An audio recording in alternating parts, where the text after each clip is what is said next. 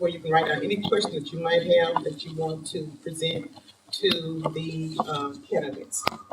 Our candidates today from the Raytown School District, we have Amy Tittle, we have Christy Collins, DeLarver, and we have Alonzo Brown.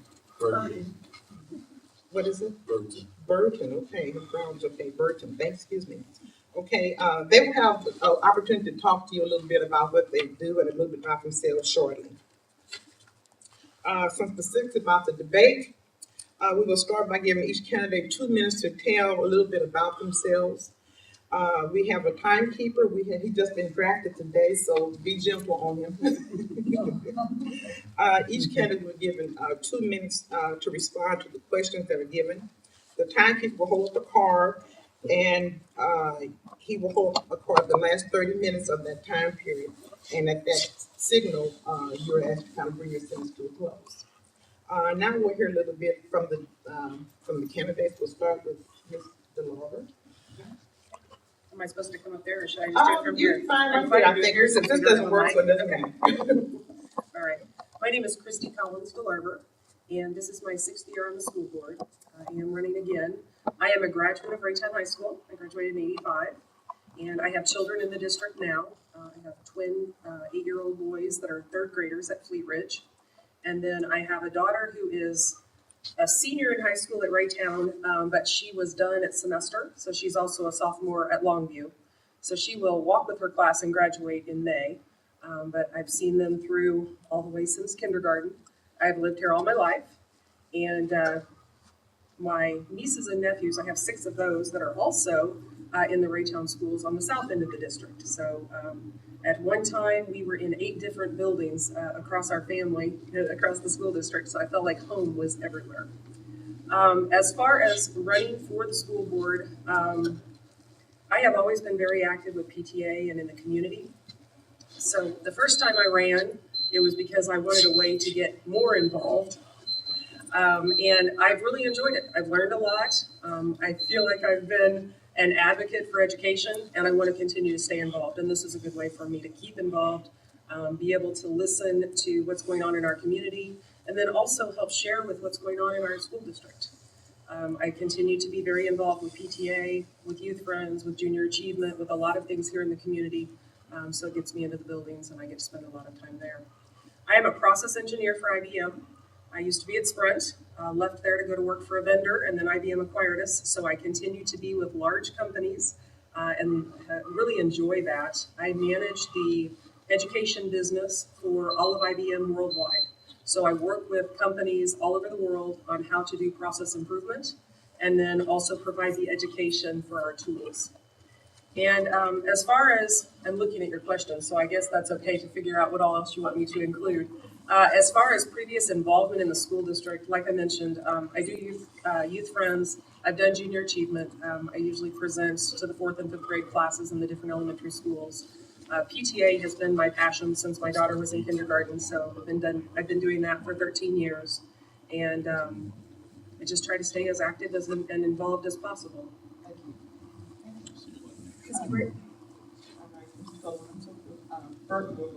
Okay. My name's Alonzo Burton. I grew up in Kansas City, Kansas. Probably as long as I can remember, as soon as I started school, I've always heard about Raytown School District. All my life, I think I wanted to live in Raytown. It was something that, and I'm not just saying that, but it was something that I actually had a neighbor that grew up with me, and he graduated from high school, and I went off to college. He moved to Raytown, and I was like, wow, you moved to Raytown. And when I went to high school, I was really impressed by Raytown South athletics team. Graduated from high school in 1987. I went to school at University of Missouri College, which is now Missouri Science and Technology, where I got a dual degree in engineering management and civil engineering. Came back to Kansas City, had a couple jobs before I worked at the city, but my real first job was the city of Kansas City, Missouri, and as a civil engineer, project manager, where I worked there for almost 14 years. I moved to Raytown School District, Raytown School area, 8 years ago, almost 8 years ago. And it wasn't until I was here that I realized that I had actually moved to Raytown. And I laugh about it now because I thought about that. And it's like, but I really thought about the opportunity. I moved here because of the opportunity, the education, opportunities for my children. I was really impressed with the school district. Um, Professionally, I've since left the city of Kansas, Missouri, worked for Landmark Engineering, started my own engineering company, which now I own, and I have a contract with the Transportation Authority, better known as the Metro. As far as community involvement, I'm part of an organization called Game Changers, where we do ACT prep, tutoring for kids.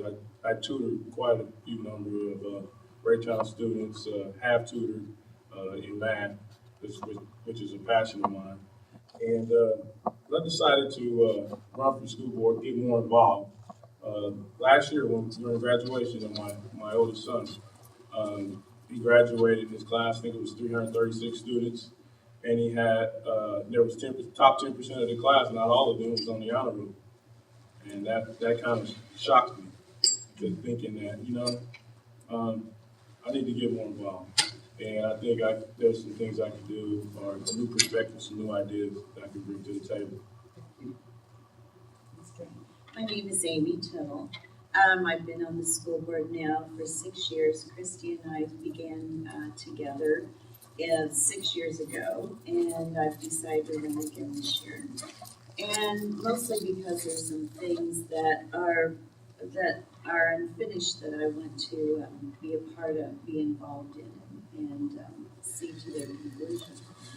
I moved to Raytown in 1978 and started teaching here. I retired 8 years ago, and after teaching for 31 years. But when I came here in 1978, I thought I was really excited to be a part of the Raytown School District because Raytown had a great reputation.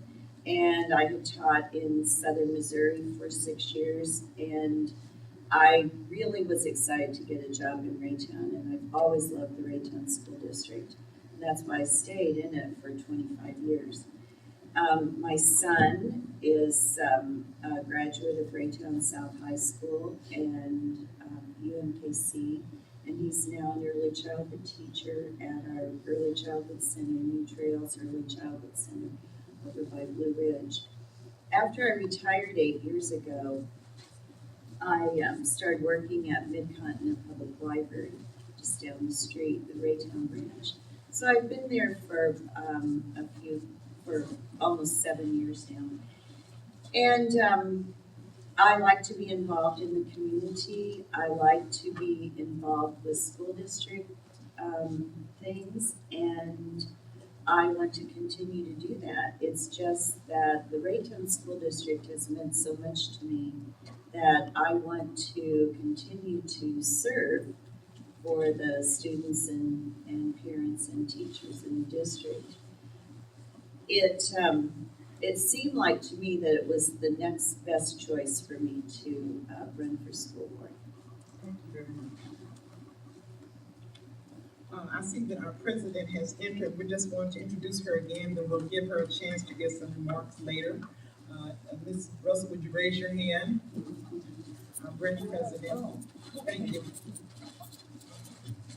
Okay, we will change the order of the candidates answering the questions so as not to give one candidate all the love, that one person will go first all the time. As the questions are asked, each person will be able to agree or refute the response. The question will be coming from the committee and from the audience.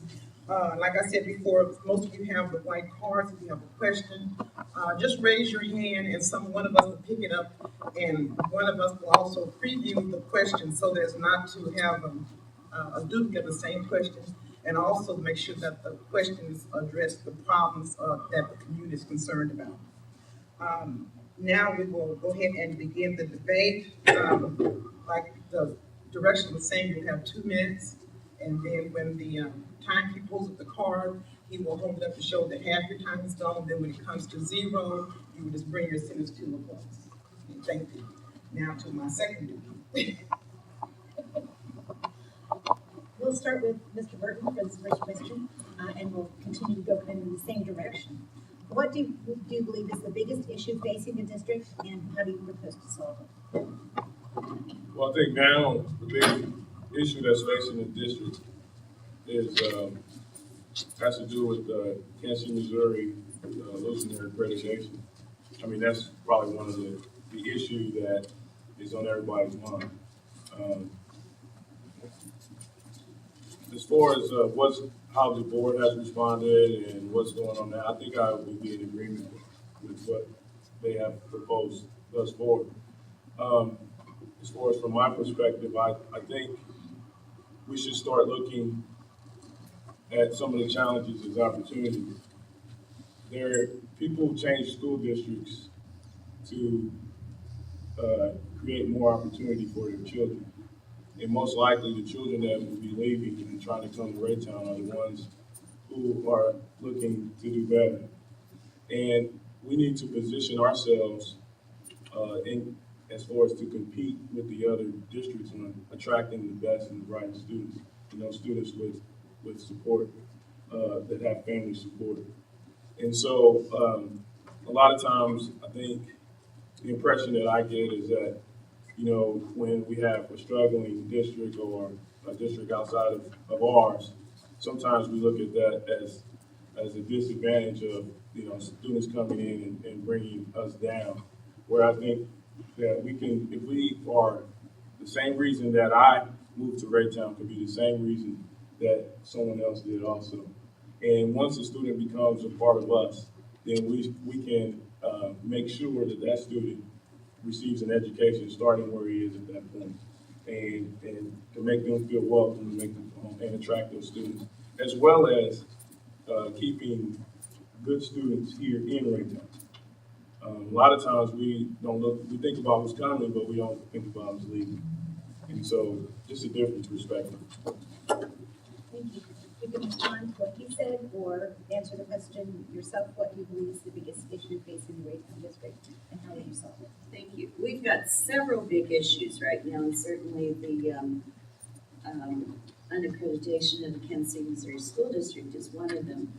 A lot of our problems or our issues are around money, but I really, when I think about this, I think that our biggest issue is to attract and maintain high quality teachers. Because, about 80% of our budget goes to staff and salaries and benefits. So that's a huge part of our budget. But I think that the school district revolves around good instruction.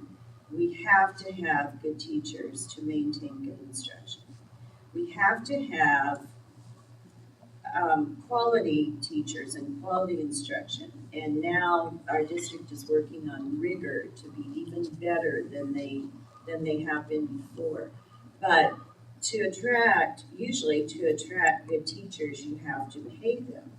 I mean, you have to have some attraction, so usually that involves more pay. And so that kind of goes back to the money problem. But to me, I think that's the biggest issue, or that's one of the most important issues right now, that we have to not only attract but maintain our high quality teachers. So I would agree with both Amy and Alonzo on the items they brought up. The other thing that is, it kind of is what everything rolls up to, is around continuous improvement for our students and parent involvement. And those are both issues that we're looking at. We have a community advisory board that meets, and we're working on parent involvement right now. No matter who the student is, or what their home life is, whether it's a parent, an aunt, an uncle, a grandparent, a foster family, whoever that child is with, we need to find a way to get those people involved more in our schools and prepared to help our students, whether that's in the school or at home, so that they can extend that education. And that is a big issue, but it's also a big opportunity. I liked your word there. That it is an opportunity for us. That ties back to what's going on in Kansas City. I'm a process engineer, so it's all about making sure that we have processes in place to be able to handle what's getting ready to happen. And if that means that we have an influx of students coming in, that's great. That's more opportunity for us to help educate kids. But we also want to make sure that that doesn't happen to the detriment of the kids we already have. So we need to make sure that we have processes in place to handle the influx. If we have 1,000 kids and we only have 100 seats available right now, we have to figure out how to handle that situation.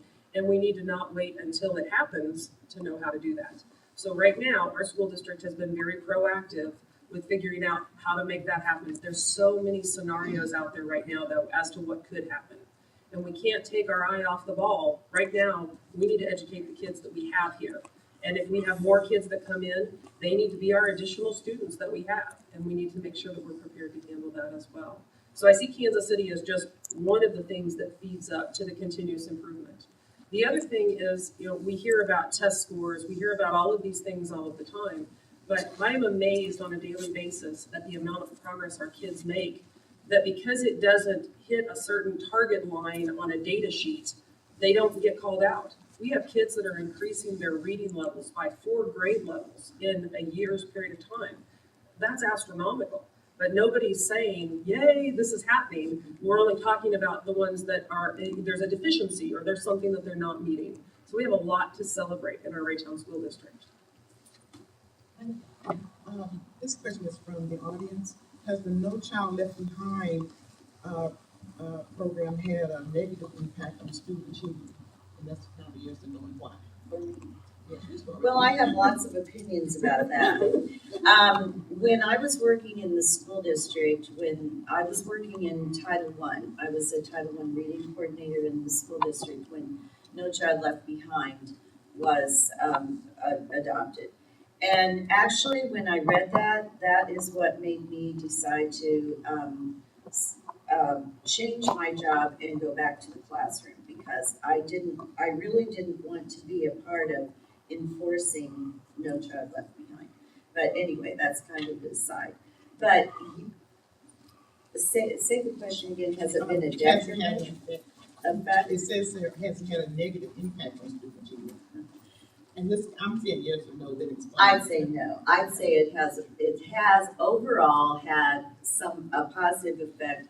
I think it's had some negative effects on student progress in other ways, because when the scores on a test are the most important thing, and they are important because it's tied to our money. When that becomes very important, then in the classroom you think about that sometimes more than you think about other parts of child development. So if I had to say yes or no overall, the one thing I would say yes about, it's been positive because it's made our schools be more accountable, completely accountable for education. I just don't think in Raytown that we were at such we were so defective in our accountability. I think we were accountable anyway. But I think it's had some negative and some positive. But I hope it goes away. I hope that because it still does leave some children behind. And I hope it's gone, and I hope that I hope there's an uprising from parents to say it needs to be gone. So stop. Mr. Burton, would you like to respond? Oh, she's really Switching it up. Keep us on our toes. Okay. I don't think it's had a negative effect in the Raytown schools. I've seen the negative effect. As the economy was falling, I became a substitute teacher and paraprofessional at East High School. And I saw the negative effects of it then, where I thought students were being taught the test instead of being taught, or taught to give the right answers. And so, but here, I believe it's positive because it tells us where we are. It tells us where we're hurting. It tells us where we need to be to improve. And I think that's good information. Now, how we react from that information determines if it's negative or positive. We need to make sure that our kids are improving. And like Christy was saying, with a child improving 4 grade levels in a matter of months, that's impressive. Was that information readily available, or were we being accountable before then? I don't think so, but I haven't been involved in the process that long to know if it was really. But I know that for a fact, it makes me, when I look at our report card and I look at all those things on a yearly basis, and it just lets me know what's going on, and it lets me know who's falling behind, who's not, and it's also driven me to be here sitting here today. So I would say, no child left behind, yes and no. Yes, coming in, it's been a good thing, I think, because it's given us some ideas and put some things in place that we probably would have come to in the long run, but maybe would not have happened at that point. One of the things that, and I just mentioned, and Alonzo reiterated on it, but the reading walls that we have in our elementary schools, that was put in place because of the need for us to have better data, and because we were going to need to be able to report things. We were tracking kids, but we weren't tracking at that level of detail. And we couldn't see that movement necessarily on a weekly or monthly basis. Now, you can go in and see your child and see exactly how far they've progressed at that point. So those things have been really good things.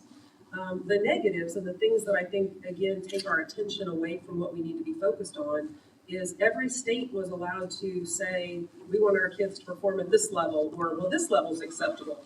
And if we look even at our neighbors in Kansas, when we look at test scores and compare ourselves to a Blue Valley, their test scores look great. And they're being measured against something totally different than what we are here in Missouri. They have to score at 40%. We're over 80%. So we're holding our kids to a much higher standard. And I have a PhD in knowledge and business management. And the thing that when I went back to school, and I love school, so I could be a student every day of the year, but I went back to school to understand more how other people learn. And it's not about everything that we teach our kids anymore. It's about teaching them the skills to be able to go out and find the information. And I think that's one of the things No Child Left Behind has opened our eyes to, is making sure that we're preparing kids for things that they don't have today. Jobs that are out there, they don't even know that they want to have. We need to give them all the skills possible to make sure. So I think it's had its positives and negatives, and we're learning how to work around that system. So I do hope, like Amy, that it goes away at some point and that we find something that really helps everyone involved. But it hasn't been all negative. I'm going to follow up with a question that I have prepared based on the report card, since we've been talking about test scores. Raytown has shown an improvement on most of the AYP goals, as well as most of the top 10 and 20 goals that DESE has now set for themselves and for the state of Missouri. I'm wondering, as a school board member, how you would work to improve outcomes. And I will admit my bias as a higher ed person is one of the areas where the district is not improving is preparedness for college. ACT scores, number of students taking the ACT, and just generally having college prep courses in their backpack when they do the scores. So I believe it's your turn to start. Okay. So I'm a little biased when it comes to this topic because I do have a senior in high school, and I've been amazed at the opportunities that she has had. Michaela is an average student, but she knew as a freshman that she wanted to be an elementary school teacher. She knew she wanted to teach kindergarten. And I remember being in high school, and I had 1 or 2 college prep classes in Raytown that I could take at that time and get college credit for. As a freshman, she could go on and start signing up for college classes and getting her dual credit in advanced placement AP courses. And so she started doing that. In her junior year, she went to Herndon and she took the child development program there, which gave her 15 hours of college credit in child development. Best case, she finds a career and she figures out that she wants to go on and do that. She had 2 internships in kindergarten. She could go in and work with kids. And she came away as a junior in high school with 28 college credit hours that she could transfer to any school. And if she decided she didn't want to be a teacher, those were elective credits. If she did want to become a teacher, that went towards her degree. She is determined to be a kindergarten teacher. So not only will she graduate this year, she'll also graduate in August from college with an associate's in teaching.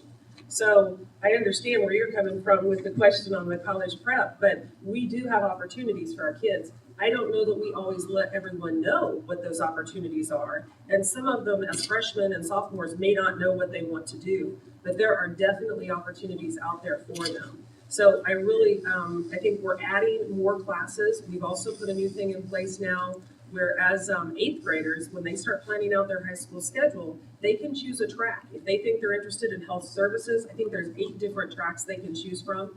It identifies some of the core classes and some of the AP courses they can take if they think that's the area that they're interested in. And I'm a firm believer, anything you learn, it's not ever going to be taken away from you. You cannot unteach people. So any opportunity they have is a good opportunity. I'm going that way. Just wait, you're going to be first again here in a couple minutes. Just be prepared to be called. I don't mind being second or first. There are opportunities here. My son as well took some courses that would be applied toward his college education, took the ACT. But like I keep saying, one of the reasons I'm sitting here is because I know that the percentage of kids taking the ACT in Raytown School District is dropping. And I think students have to be inspired. They have to be told, they have to be directed and guided. And a lot of times, students outside of my family, I want to inspire kids. I want to get involved to inspire them to reach their highest, attain their highest ability, potential. And so I believe that more needs to be done as far as from our teachers and from our board, and as far as getting involved and making that available to everybody, and pushing those and driving those kids. Like I said earlier, with less than 10% of your class being on the honor roll with the ACT scores, the kids that are taking the ACT, or their scores are getting lower and lower. They're not qualifying even for some of the schools that are right next to us, as far as the ACT scores. And so I think that's a huge problem.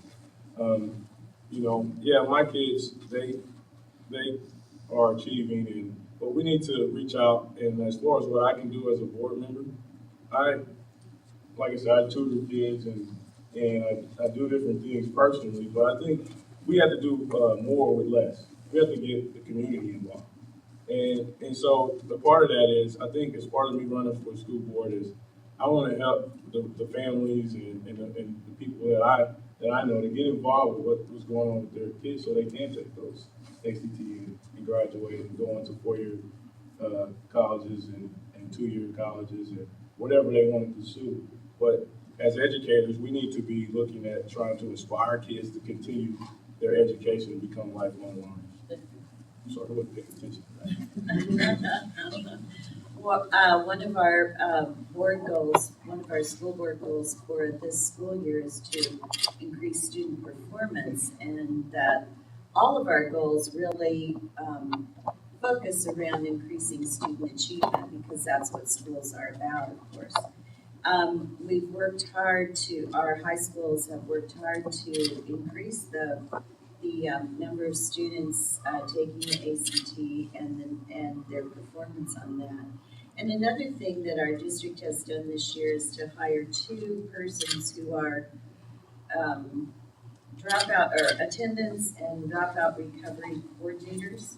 So if students are not attending, they get called, or their parents get called, and there are 2 people whose job that is to increase student attendance, and then also to work with students who have dropped out and hopefully get them back into school. Because the dropout rate of schools is, that's a concern, because you know that you talk about higher education, but students have to have at least a high school education. And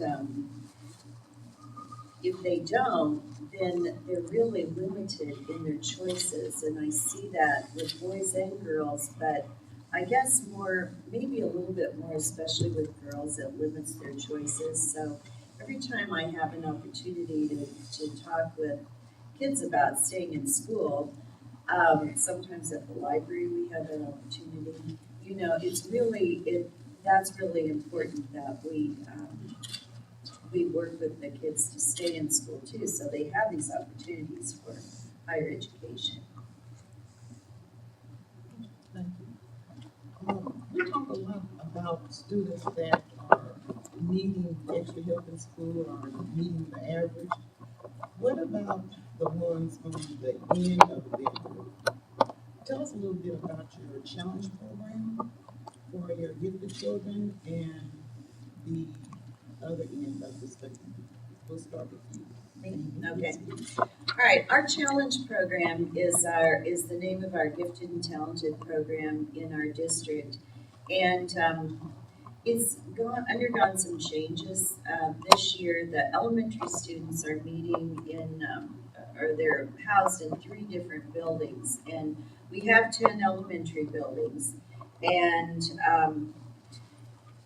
schools share their time in those 3 buildings. So, for example, 3 schools would be going to one school for a day or a half a day, depending on their age, and they aren't in their classroom that day. They go to the other building for that day's work in the challenge program. In the middle school and high school, it's different, and I can't speak to how that really is right now, because I'm not aware of how that's working this year. And on the, as you say, the other end, we have many programs for remedial students. We have not only for special education, but our Title I reading program is for students who are below grade level, and that is primarily in our elementary buildings and our early childhood. Our early childhood building has Title I students and special education students. So we're starting at a very young age identifying students who need who have some developmental delays and will benefit from extra time in a classroom, even at the preschool level. I think, I've always thought that, we spend a lot of time with our students who are below grade level, and we need to be fair, in my mind, I guess fair, and spend more time with our students who need to be challenged too.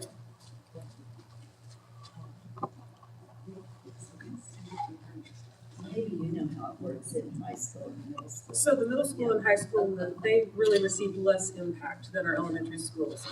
We changed the configuration of the elementary school challenge program quite a bit because of capacity in the buildings and not having rooms for people and that type of thing. So at the middle school and high school, it still looks pretty much like it did before, with students actually having an hour or 2-hour blocks that are designated at certain periods of the time that they go into, and that is the group that they spend that time with. So it becomes more like a regular class that they attend. I have twin boys, and I mentioned that earlier.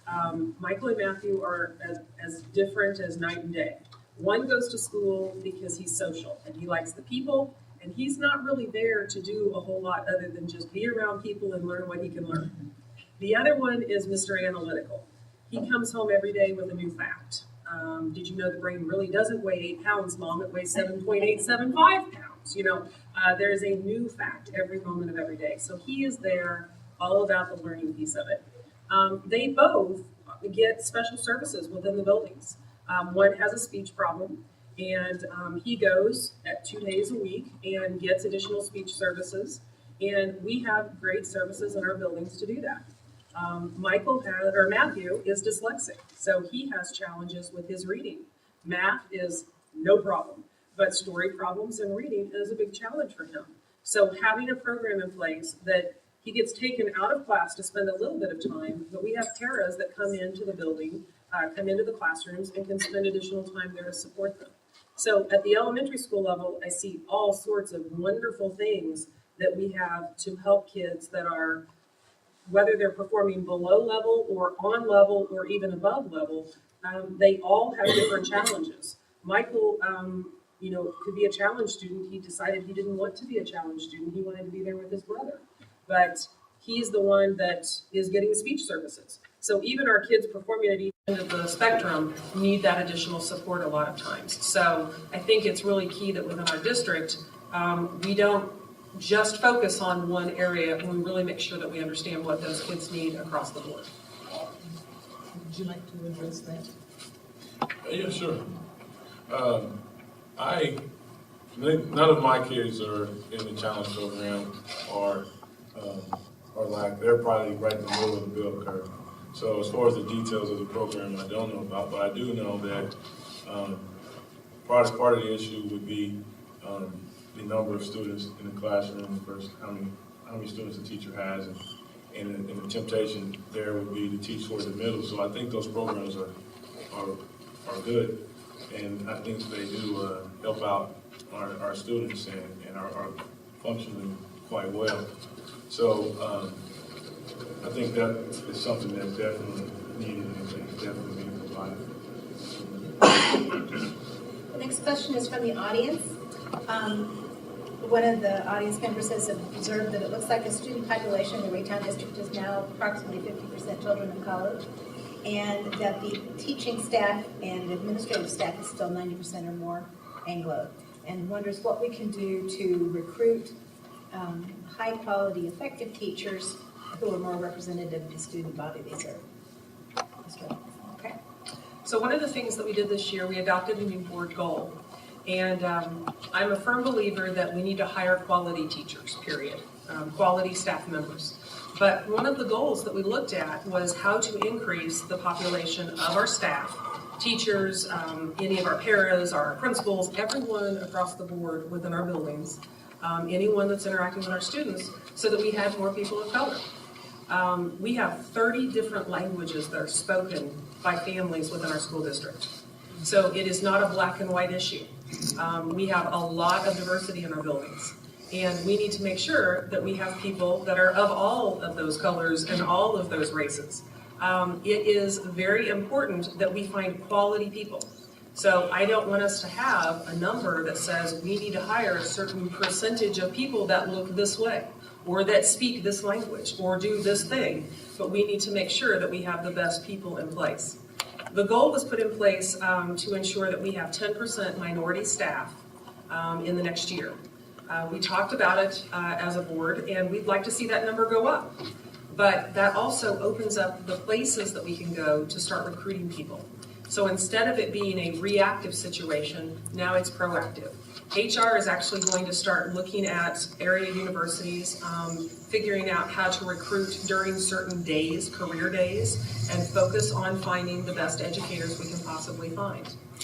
We've also looked at how to identify people that are out in the business world today that we could potentially recruit to come back into education once they retire. We have some exceptional teachers that have come back from business and retired to come back into education. So there's a variety of different recruitment methods that we can use. And because of that goal, that has really required our administration to look at that much differently. So that is one of the big things that we have put in place to address that need. The other thing is the additional people that we have on staff to help with that diversity. So the different help from a tutoring perspective, from a language perspective, home visits, all of those types of things. We have additional support staff that we have put in place to also help with that. Thank you. Okay. Once again, I say that's probably part of the reason that I'm sitting here. As our community, Raytown community becomes more diverse, I think our staff should become more diverse. Board should be more diverse to represent those students. Part of inspiring students is learning about your history, or seeing someone that looks like you in the positions of authority, and so kids know that they have options as well, and so the goal is great.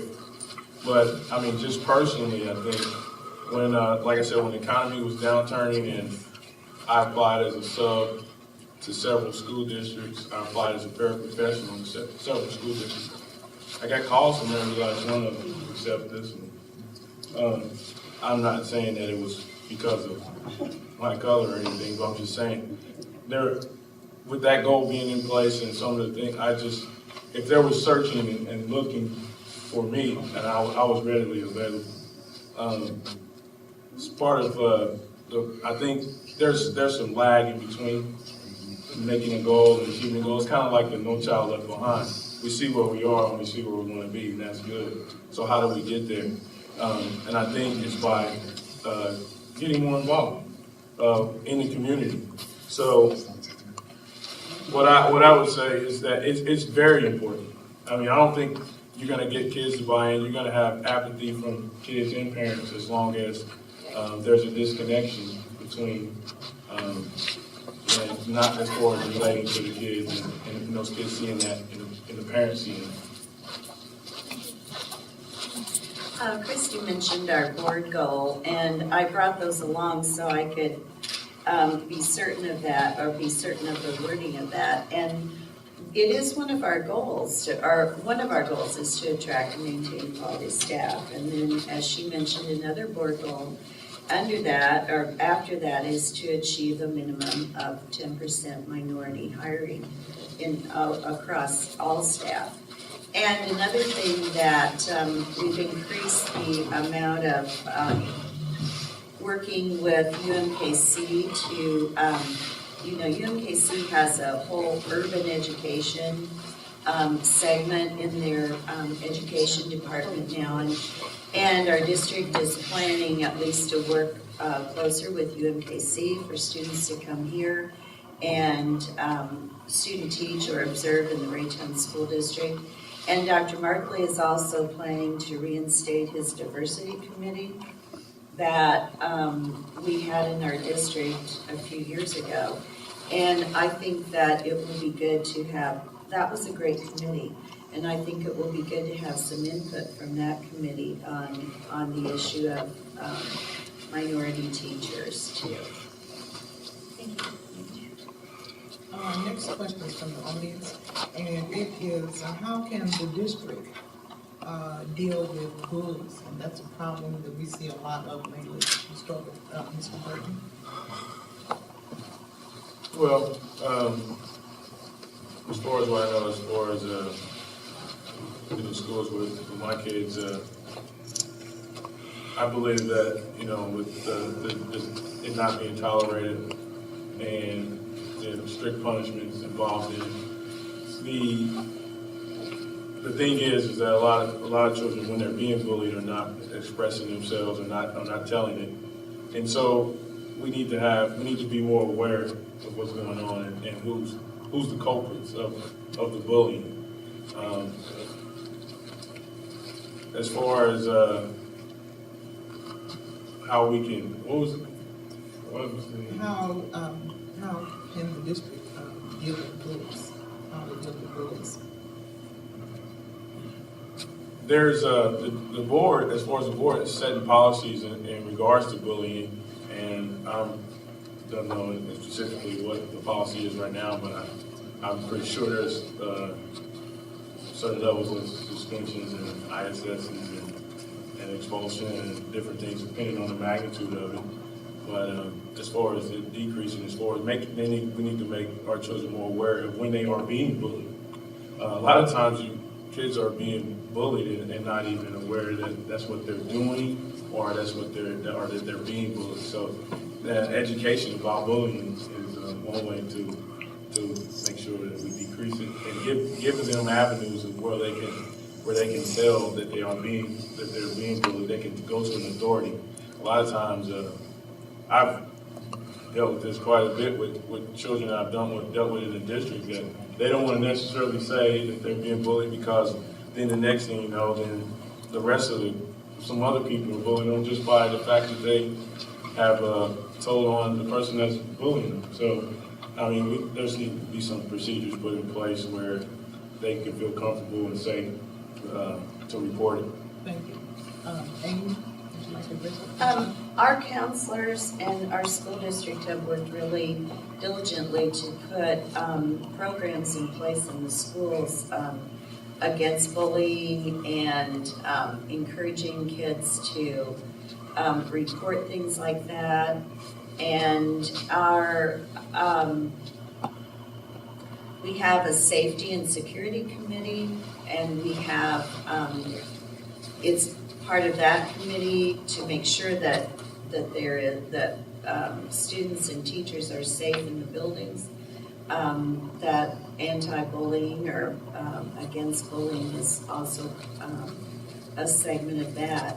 And as Alonzo said, you know, we have positive behavior intervention, and we have teachers who are, you know, our teachers are trained, our counselors are trained, and hopefully just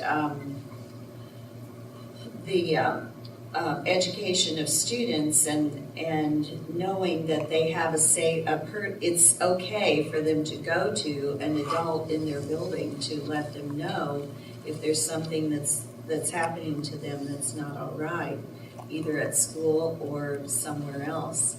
And I think we've done a lot in the last few years to make children and adults in our district very accountable for behavior. And so we're hopeful that will be some positive ways to decrease any bullying that may be happening. Thank you. Would you like to bring something? Sure. So I think that bullying is something that we hear about on a regular basis now in the news and in our buildings. We do have policies in place, but we still have to enforce those policies. We still have to make sure that not only do kids understand that it's okay to come to an adult and let them know what's going on, we also cannot take on this, oh, kids will be kids attitude. And that's very easy to do. And especially as they get a little older, I think more of that goes on at the middle school and high school level, and it's kind of scary. 30 years ago, when I was in high school, it was not a nice place to be as a 6-foot-tall redhead. My mom used to actually darken my hair because I used to get teased unmercifully. And back then, it wasn't called bullying, you were just getting teased. But it was really hard, and I was a straight-A student, and I was a band geek, so I had like a lot of things going against me as far as my peers were concerned. And Raytown High School started a thing called peer mentoring. And they brought people from all different clubs, all different walks of life together, and we would get together once a week, and we would just talk about what was being said and what was going on. And some of those people that you would never socialize with in high school, all of a sudden now you were having these great in-depth conversations and talking about how you felt. And I'll never forget one of the football players was like, I don't talk about feelings. But by the time we got through a few of those sessions, we really had some good dialogue, you know, and his thing was, they expect me to be this tough jock and I'm not allowed to have emotions. And then after that, we really got to a place. So I think a lot of times we need to make sure our kids understand that they need to report these things. We need to make sure that the adults understand that there are things in place, but they have to be aware, and it can't just be a, oh, that's always happened type situation. But we also need to talk about it. It needs to not be that thing that we don't want to talk about.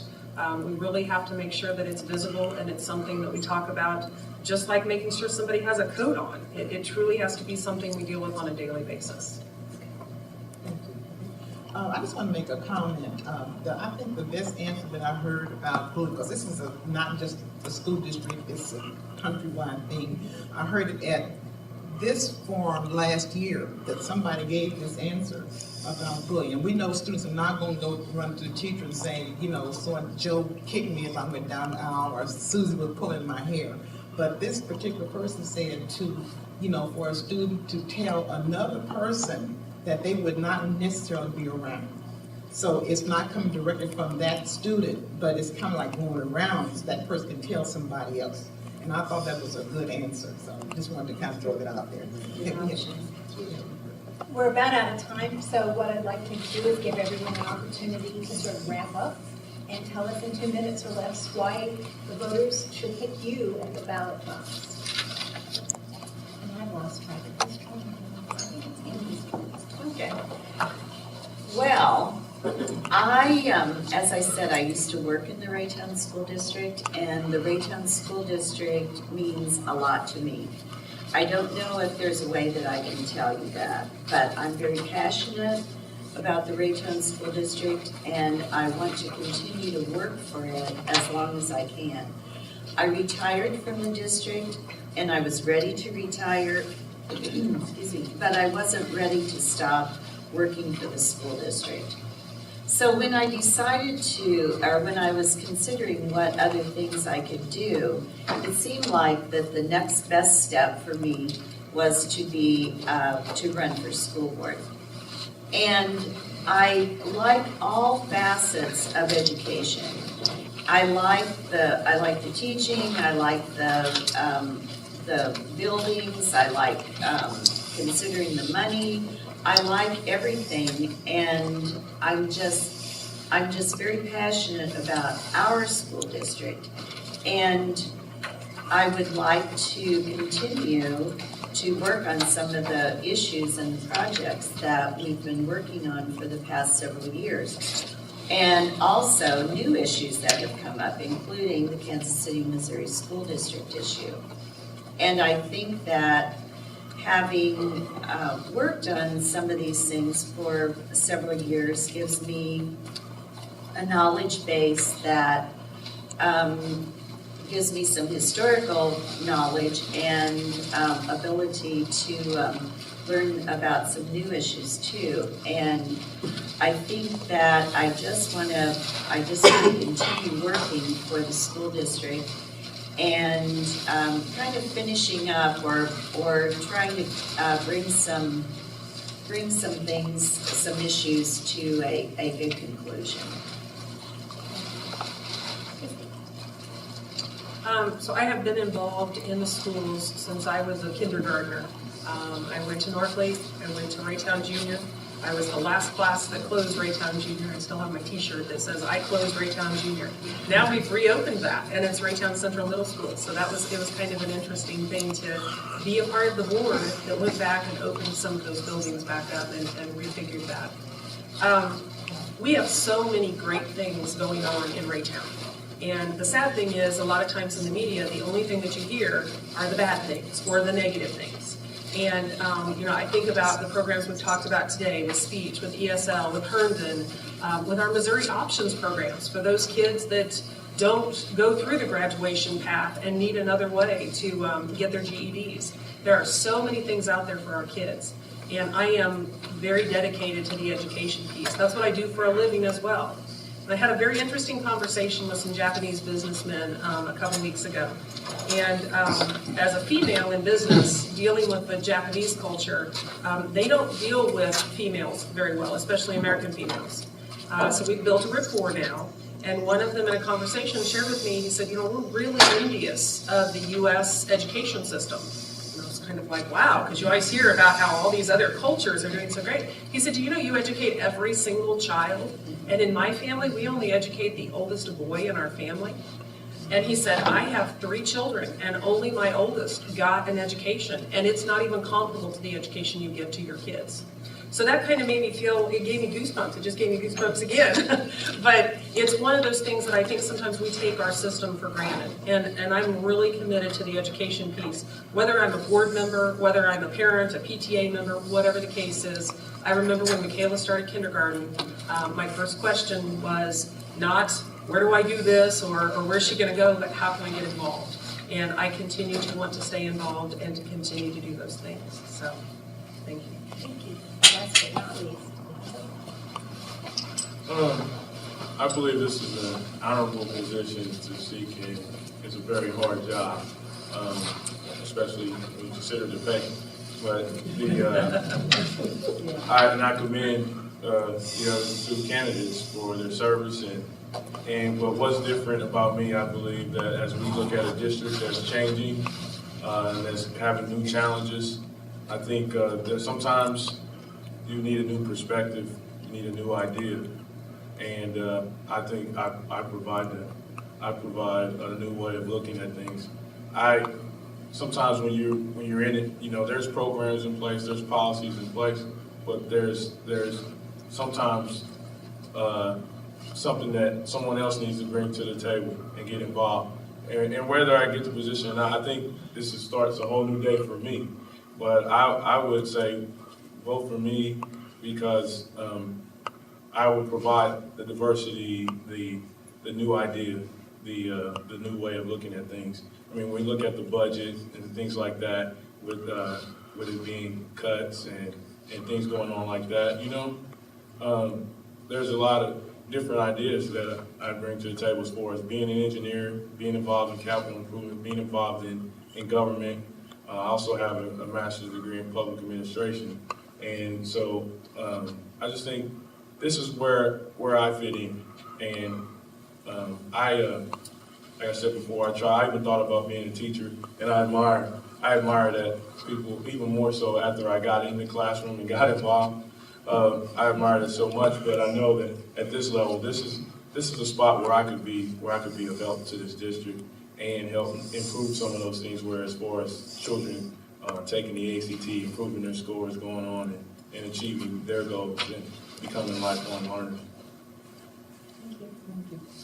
We want to thank the candidates for taking time out, their busy schedule to be with us today and away from their families. I know Saturday is kind of like a family day, so we appreciate you being here. If you have a few minutes after we close, you can maybe, if the audience have other questions they can ask. We also want to thank the pastor of this church for opening up the church for us today. We really appreciate you doing that. We, like I said before, we have always felt welcome here. You always are. We do have voter registration materials again in the back if you need those, if you need a change of address. And we appreciate you